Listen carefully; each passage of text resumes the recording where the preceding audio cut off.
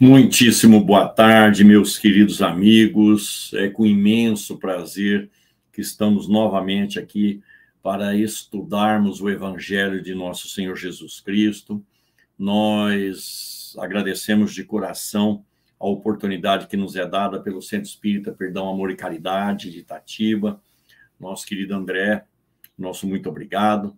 Agradecemos a presença dos amigos que têm nos incentivado, fazendo parte das nossas discussões, o nosso muito obrigado. Agradecemos, sobretudo, ao Senhor Jesus pela bênção do esclarecimento e rogamos mesmo força a Ele para que o nosso entendimento se dê enraizadamente para que a gente possa produzir frutos lá fora. O nosso muito obrigado a todos. A Elaine, boa tarde Sumier, boa tarde Maria das Graças, sejam todos bem-vindos, muito obrigado pela companhia. E nós hoje vamos dar sequência ao livro Jesus no Lar, de Neio Lúcio, pelas mãos iluminadas de Francisco Cândido Xavier. A semana passada nós estudamos o prólogo, né? A introdução de Emmanuel ao livro, e eu gostaria de destacar aqui um dos parágrafos da palavra de Emmanuel.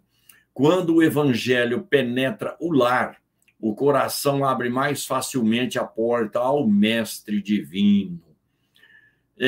O que é o lar? O lar, todos nós sabemos, é o reduto onde o espírito se recolhe do mundo, é onde ele se resguarda do mundo, onde ele descansa do mundo. Ou seja, é o primeiro lugar em que ele chega, né? E é significativa, a gente sempre vai comentar sobre isso, é significativa a passagem do Evangelho em que mostra o Senhor produzindo o primeiro milagre, que é transformar água em vinho. É uma festa de casamento, ou seja, ali se está constituindo uma nova família e muito provavelmente um novo lar, né? Mas mesmo que se fique morando com os pais, ainda assim é sob uma nova condição. Então, o espírito, em tese, ele tem o lar para se refazer das forças. Ele tem o lar para, ao mesmo tempo, caminhar com um pouco mais de intimidade e, consequentemente, as arestas vão se mostrar também com mais facilidade, mas é onde a gente tem a possibilidade de, mais rapidamente, nos reconciliar com o adversário enquanto estamos a caminho com ele, porque nós sabemos muitas das possibilidades da reencarnação é trazer para junto de nós outros inimigos de outrora, pessoas não afinizadas conosco de outras existências, e que há uma obrigação natural de nos refazermos com elas, e que lugar melhor do que o lar? Então, Emmanuel está falando que quando o evangelho entra dentro de casa, o coração se abre, é justamente na intimidade do lar que nós temos a possibilidade de maior ganho no sentido de produzir um novo comportamento fundamentado no evangelho. Porque no mundo lá fora a gente cria verniz às vezes, a gente faz as coisas com polidez, não necessariamente a gente faz as coisas acontecerem em sintonia com o evangelho, porque o mundo não age assim ainda e reclama de nós outros um comportamento competitivo, um comportamento mais agressivo, um comportamento... Nós estamos nos habituando. Então, quando o evangelho entra dentro de casa, nós atraímos espíritos afinizados com o evangelho, e repetindo o que dissemos na semana passada, onde entra um bom espírito, diz a doutrina espírita, o mau espírito vai embora, se ele não quer se convencer, não quer se atualizar, vamos dizer assim, se regenerar. Então, a presença do evangelho instalada de boa vontade, com boa intenção, traz consigo luzes na condição de espíritos portadores de luzes, evidentemente, para junto de nós outros. Então, aos poucos, nós vamos corrigindo determinados hábitos, determinados pensamentos, melhorando as nossas relações, e isso vai fazendo com que a paz vai se estabelecendo, né, se estabeleça com maior intensidade e profundidade, as relações passam a ser mais simpáticas, mais amorosas, mais respeitosas, portanto, e assim as coisas vão acontecendo, né? E na lição de hoje, que é o primeiro capítulo, que se chama O Culto Cristão no Lar. Neio Lúcio vai trazer Jesus conversando com Pedro, né? Então, está-se na casa de Pedro e Jesus vai enredar Pedro, junto a Pedro, uma conversação. E é essa conversação o motivo da nossa reflexão no dia de hoje. Então, ouçamos Neio Lúcio. Povoara-se o firmamento de estrelas, dentro da noite prateada de luar, quando o Senhor, instalado provisoriamente em casa de Pedro, tomou os sagrados escritos e, como se quisesse imprimir novo rumo à conversação que se fizera improdutiva e menos edificante, falou com bondade. Raciocinemos aqui nos sinais que Neio Lúcio nos dá, né? Dentro da noite prateada de luar. A natureza é uma bênção, é o santuário divino. E aqui transmutada para a frase dentro da noite prateada de luar, com o firmamento povoado de estrelas. E a gente precisa observar esse santuário divino no qual nós estamos instalados. Nós que temos uma inclinação pessimista, uma inclinação menos feliz para ver tão somente as barbaridades da vida, os problemas da vida, os erros alheios, as situações sociais, né, a condição existencial do planeta, né, no planeta. Não. Povoara-se o firmamento de estrelas dentro da noite prateada de luar. O santuário divino continua nos envolvendo. Quando o Senhor, instalado provisoriamente em casa de Pedro, nós também estamos provisoriamente dentro da nossa casa, dentro do nosso lar. Seja o próprio corpo físico, o lar do espírito, seja o lar familiar. Por quê? Porque assim como nós entramos no mundo físico, nós vamos ter que sair dele. E isso pode acontecer no minuto seguinte. Então, provisoriamente, nós habitamos um lar. E o Senhor Jesus foi muito taxativo, né? Reconcilia-te com o teu adversário enquanto estás a caminho com ele. Ou seja, no nosso planejamento reencarnatório para compor um lar, nós sabíamos das pessoas que, muito provavelmente, a não ser que tomemos medidas drásticas, esdrúxulas, sem pensar, sem meditar aqui na Terra, muito provavelmente nós estamos vivendo com aqueles com os quais nós nos consorciamos no mundo espiritual. Sabendo daquilo que ia acontecer, dos espíritos que poderiam vir morar conosco. Então, existem possibilidades que nós já tínhamos uma certa previsão. Então, nós também estamos num lar provisório, como Jesus na casa de Pedro, o nosso lar aqui para nós outros também é provisório, seja o corpo físico, seja as paredes mesmo da nossa edificação domiciliar, né?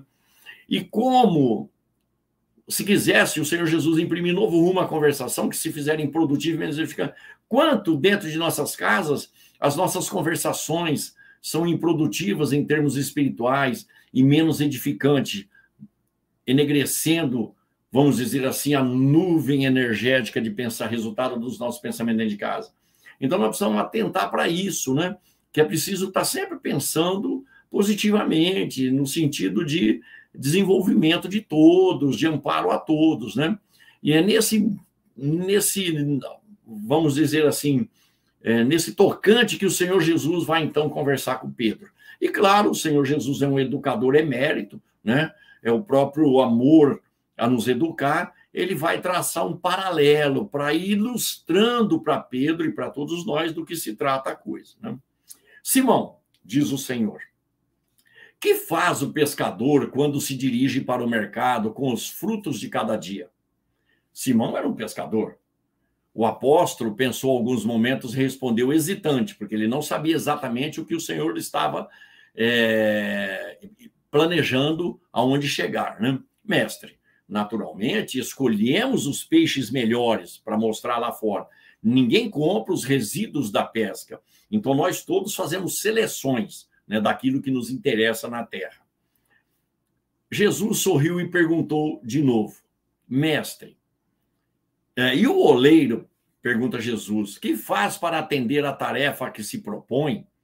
Certamente, Senhor, redarguiu o pescador intrigado, ou seja, Pedro já estava curioso para saber onde ia aquilo, né?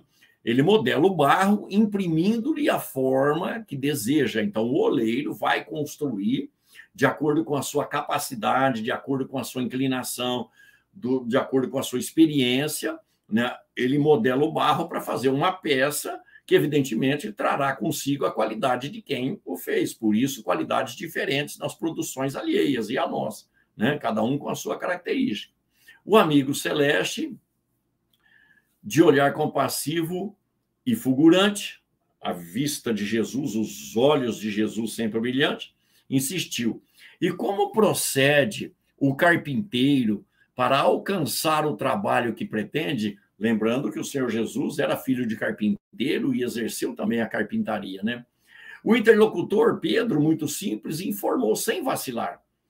Lavrará a madeira, usará o enxó e o serrote, o martelo e o formão. De outro modo, não aperfeiçoará a peça bruta. Notemos que Pedro aqui, que nem o Lúcio, dando voz a Pedro, fala das ferramentas que cada um tem nas mãos para fazer o que precisa ser feito, que são aqueles talentos que a parábola dos talentos nos traz. Todos nós temos características pessoais próprias, condições fisiológicas e mentais próprias para tirar proveito disso aqui na Terra.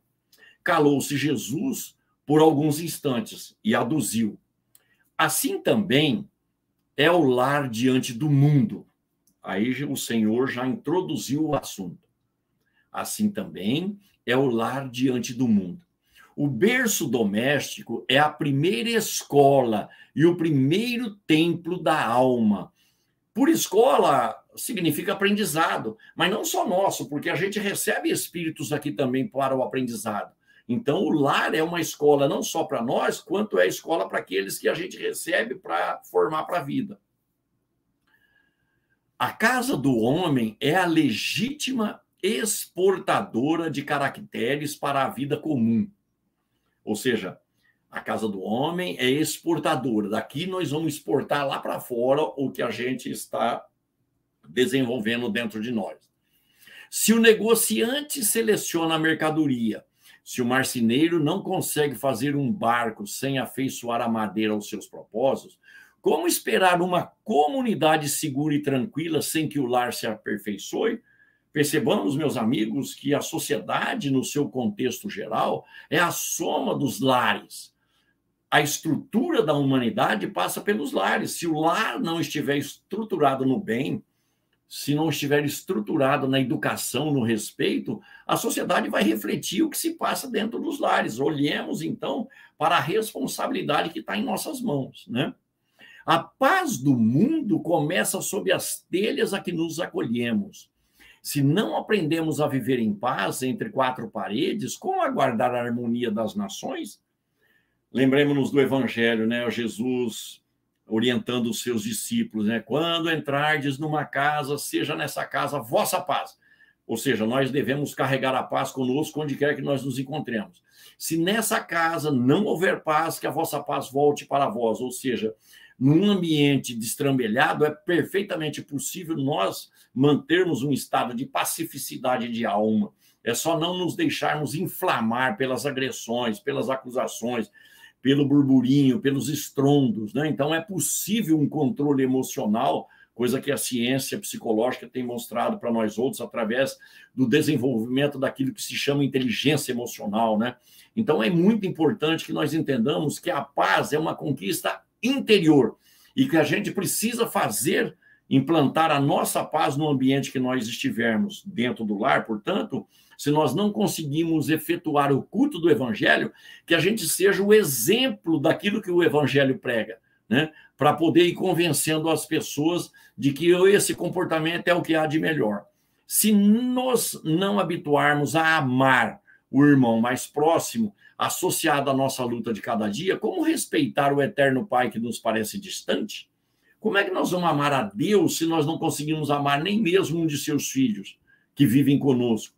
Então é preciso desenvolver o amor. Lembremos-nos que o amor, segundo propõe Lázaro no capítulo 11 do Evangelho segundo o Espiritismo, é um sentimento que se desenvolve ao longo do tempo. E mais rapidamente ele vai se desenvolver quanto mais a gente se educa, quanto mais a gente se instrui. Por isso que o Espírito da Verdade vai dizer: instruí-vos, no segundo ensinamento aos espíritas, lá no capítulo 6 do Evangelho segundo o Espiritismo também, né? Então é preciso desenvolver o amor, ele passa por etapas. né? A princípio ele é instinto, depois ele é sensação, depois ele é sentimento.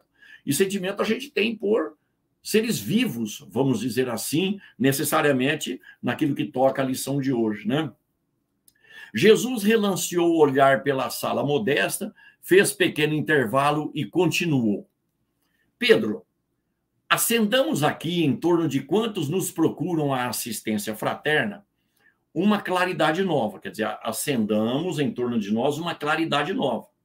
E lembremos-nos da questão 88 do Livro dos Espíritos, quando se fala que o espírito pode ser comparado a uma chama, um clarão, uma fagulha eterna, uma fagulha etérea, melhor dizendo, e que essa chama, esse clarão, essa fagulha que tem uma coloração qualquer, ela vai do opaco ao brilho do rubi, segundo o desenvolvimento moral do espírito. Então, quando o Senhor Jesus fala para Pedro, acendamos aqui, né, uma claridade nova, ele está falando, fazei brilhar a vossa luz, porque o nosso espírito é luz, coisa que o Mestre Jesus nos demonstrou no Monte Tabor, transfigurando-se, ou seja, naquele instante, ele criou um fenômeno chamado de transfiguração pelo evangelista, né? Mas ele se deixou ver na sua luminescência espiritual, e como nós somos espíritos, como o Senhor também é espírito, então a claridade nova nossa virá da nossa transformação para o bem, que é o desenvolvimento do amor,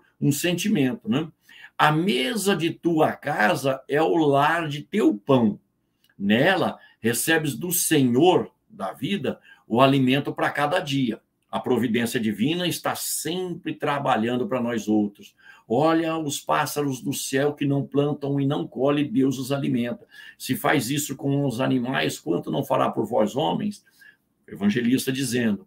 O Pai, por que não instalar ao redor dela, ou seja, da mesa, da casa, a sementeira da felicidade e da paz na conversação e no pensamento?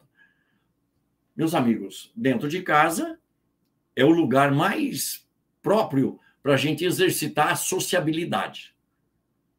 Segundo Lei de Sociedade, no Livro dos Espíritos, na questão 766, que é a primeira questão do capítulo, nós recebemos todos os nossos atributos, principalmente o da fala, para a vida social. O que significa dizer que nós precisamos utilizar, então, dentro de casa, sempre uma conversação, mas que seja sadia, uma boa palavra, uma crítica eventualmente necessária, em boas palavras, com educação, com respeito, com carinho, né? Tem o jeito e o jeito de falar, né? Por que não instalar ao redor dela, né, a mesa, porque é onde a gente mais se reúne, né? A sementeira da felicidade e da paz na conversação e no pensamento?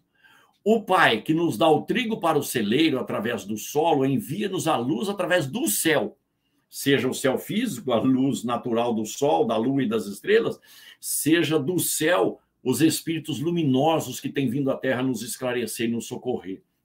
Se a claridade é a expansão dos raios que a constitui, se a claridade é a expansão dos raios que a constitui, a fartura começa no grão. Em razão disso, o evangelho não foi iniciado sobre a multidão, mas sim no singelo domicílio dos pastores dos animais. Então, o evangelho, para atingir multidões, ele começa no íntimo dos nossos lares, que é onde a gente pode estudar, é onde a gente pode meditar e onde a gente pode praticar as lições que nós temos recebido através dos tempos, né? E fica muito claro aqui a questão 622 do Livro dos Espíritos, onde se diz que nós, os benfeitores espirituais nos dizem que nós nunca estivemos desamparados. Em todas as épocas da humanidade, espíritos superiores têm encarnado aqui na Terra para fazer a lei de Deus ser conhecida, né? Ou revelada, porque ela está na nossa consciência, né? Então, o Senhor Jesus aqui está nos remetendo ao ambiente doméstico como um ninho de construção de nós próprios, em conjunto com aqueles. Mas tem muita gente que não aceita o novo jeito de ser. É verdade. Tem muita gente que duvida, frequenta outra classe, outra nomenclatura religiosa, não importa. A atitude é tudo. E Francisco de Assis tem uma frase que vale a pena nós mencionarmos aqui, meus amigos, quando ele diz, prega o evangelho onde você estiver, e se precisar, use a palavra. Ou seja, pregue o evangelho pelo exemplo. É isso que a gente precisa traçar para nós outros como objetivo a ser alcançado, pregar o evangelho pelo exemplo, né? Em razão disso, o evangelho não foi iniciado sobre a multidão. Jesus começou a ensinar para pouca gente, para atingir a multidão, ele precisou já de ter gente que poderia disseminar, né? E nós somos chamados, à medida em que nós somos alcançados pelo evangelho, nós somos chamados a formar a frente junto com esses que já estão aí, né? Mas sim no singelo domicílio dentro de casa. Nossas promessas no mundo espiritual, no tocante àqueles que convivem conosco, passa pelo lar. E nós não podemos nos esquecer disso. Simão Pedro fitou no mestre os olhos humildes e lúcidos. E como não encontrasse palavras adequadas para explicar-se, murmurou tímido. Raciocinemos nessa frase, meus amigos. Simão Pedro fitou o mestre nos olhos humildes e lúcidos. Os olhos humildes e lúcidos, e como não encontrasse palavras adequadas, é melhor calar quando a gente não tiver o que dizer. Ou, diante de possibilidade de falarmos coisas inadequadas, calarmos. Ele murmurou tímido, mestre, seja feito como desejas. O que nós precisamos prestar atenção aqui, meus amigos, que sempre haverá o que falar e do jeito a ser falado. E a gente é que escolhe isso, né? A gente é que vai escolher como atingir as pessoas com o nosso verbo. E a gente precisa pensar para falar. Ah, eu falei isso, você me desculpe, eu falei sem pensar. É verdade, porque primeiro nós fomos desenvolvendo o pensamento. Depois é que surgiu a palavra, né? Então, o pensamento chegou primeiro, mas foi a palavra que ajudou a gente a completar o pensamento 24 horas por dia, né? De qualquer forma, a gente precisa parar para pensar, né? Antes de falar. Mestre, seja feito como desejas. Pedro aqui se subordina ao Senhor Jesus. Lembremos-nos de João Batista, né? Aliás, João Batista não. Lembremos-nos de Saulo, né? Ainda Saulo, não Paulo, né? Que queres que eu faça, Senhor? Seja feito como desejas. E o que é que o Cristo deseja? Que nos amemos uns aos outros. Que nós sejamos o exemplo dado do Evangelho, né? Então, Jesus, convidando os familiares do apóstolo à palestra edificante e à meditação elevada, desenrolou os escritos da sabedoria e abriu na terra o primeiro culto cristão no lar. Então, percebamos, é mais um sinal divino daquilo que precisa acontecer. Nós precisamos dar um jeito de implantar o evangelho dentro de casa. Fisicamente, o culto do evangelho no lar, que seria conveniente. Mas, às vezes, as pessoas não são dadas a isso, são de outras facções religiosas, não importa. Façamos nós, no íntimo do nosso ambiente doméstico, né? E aos pouquinhos a gente vai convencendo as pessoas, vai induzindo as pessoas, convidemos-as, mas não lamentemos a sua ausência e não critiquemos, porque mais dia, menos dia, cada um de nós haverá de florescer em termos de evangelho, né? Então, é extremamente necessário, meus amigos, trazer aquilo que nós estamos aprendendo lá na casa espírita, o nosso caso, né? Ou em qualquer ambiente religioso cristão, trazer para dentro de casa aquilo que se aprende, implantando dentro do lar aquilo que o Evangelho recomenda, que é perdoar 70 vezes, 7 vezes, orar por aqueles que nos perseguem e caluniam, orar mesmo pelos nossos inimigos, se estivermos junto com eles dentro de casa, oferecer a face esquerda, ou seja, vire o seu rosto, o seu rumo para um outro caminho. Se alguém te pedir a blusa, dá a camisa também. Não repila o que te pede emprestado. E aqui vale sempre uma recomendação, né? Emprestado significa pedir de nós, não necessariamente coisas materiais. E dentro de nossas casas, as pessoas estão pedindo educação, respeito, o nosso tempo, o nosso carinho, a nossa ajuda, a nossa colaboração, e assim sucessivamente. Então, nós precisamos emprestar para os outros um pouco de nós. E assim a gente vai construindo um ambiente evangelizado dentro de casa, transformando-se em luz para a sociedade, né? Vamos ver o que escreveu o pessoal nosso aqui, que chegou aqui. Quer dizer, Antônio, que a vida é uma organização mútua social, principalmente. Vale a pena nós estudarmos, né, o capítulo Lei de Sociedade no Livro dos Espíritos. Nós nascemos para viver em sociedade, mas se estudarmos Lei de Liberdade, Lei de Igualdade também, nós vamos ver, aliás, toda a terceira parte do Livro dos Espíritos, mas especificamente na questão de sociedade, o Lei de Sociedade, o Lei de Liberdade e o Lei de Igualdade, né?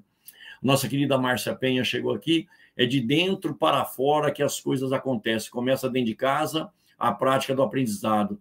Depois, com os que nos relacionamos fora dela, sempre. A Sumier disse, a demora da luz tem a ver com a nossa reencarnação e o nosso amadurecimento. Então, Sumier, eu posso falar por mim, né? Que faz 2000 anos que o evangelho está aí, só nessa existência que eu peguei, vamos dizer assim, firme para tentar entender e mudar o meu jeito de ser, né? Então, o amadurecimento vem com o tempo, mas chega um instante que a gente consegue conscientemente acelerar o processo, né? Maria da Graça escreveu aqui que o que muito me encanta é a forma amorável do mestre ensinar explicando, usando e unindo as peças daquela época. Então, aqui a gente vê o quê? O Senhor Jesus, Espírito puro e perfeito. Se é perfeito, ele exercita o amor, né, na sua plenitude. Jesus só poderia ser um emérito educador carregado de amor, né? Então, ele agia assim, quanto menos fossem intrigantes, quanto menos fossem orgulhosos, evidentemente, aqueles que estavam com ele, porque ele também sabia ser enérgico na medida certa, né? A Elaine está dizendo, o livro Jesus no Lar, Enéio Lúcio e Chico Xavier. E maravilhoso, gratidão, obrigado. Fazendo que entendêssemos de estar nós, dessa busca nos talentos, amando os nossos, sim, dentro de casa. Muito obrigado, Sumier. O livro Jesus no Lar, Enéio Lúcio e Chico Xavier, maravilhoso. Sim. Meus amigos, as lições são curtas, mas são extremamente profundas. Então, a gente precisa meditar naquilo que a gente está aprendendo, naquilo que a gente está tomando contato. Então, não adianta falarmos muita coisa, fiquemos com a lição. Procuremos ler. Se não temos o livro físico ainda, entremos na internet, luzdolar.pdf. A gente consegue ele gratuitamente, já é de domínio público, porque tem mais de 50 anos, e aí a gente põe ele no computador e lê ele no computador. Dessa forma, repetindo lições, a gente consegue se fortalecer e aí, Sumier, aumentar a velocidade do nosso desenvolvimento. E ficamos por aqui hoje, convidando os queridos amigos para a próxima sexta-feira, às 13h15, estarmos aqui para o segundo capítulo. Muitíssimo obrigado a todos pela presença, por trocarem palavras comigo, é um incentivo. Que o Senhor Jesus nos abençoe a todos e que sigamos sempre com Jesus, nunca sem Kardec. Muita paz e muito obrigado.